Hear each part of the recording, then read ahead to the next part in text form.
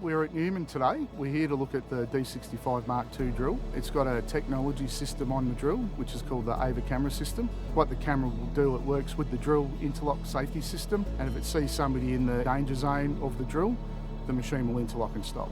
What prompted engineering was, I've been in quite a few iCams over the years myself. A lot of the time when people do get hurt, they think that they're doing the right thing by the business to try and make the machine get up and running quicker, or they'll just think that they'll slip out and do a quick adjustment. In case somebody does decide to step in that zone, we know that the machine will stop.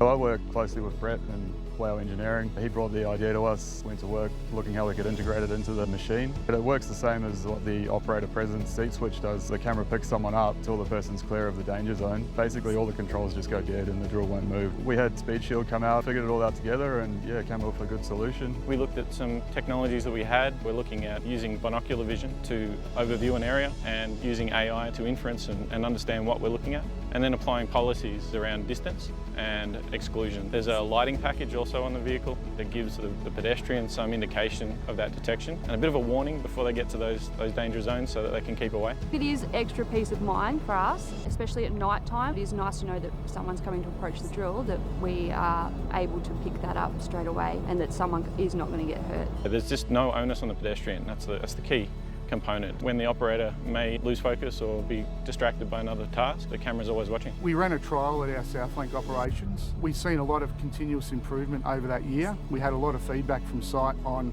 how we could make the system better. It was just a no-brainer for us that we were on the right track. We know that we're going to do the right thing when we roll this out. Because of the proof that we've done at Southflank, we've been able to build all new D65 fleet now that's coming off the production line with the cameras installed.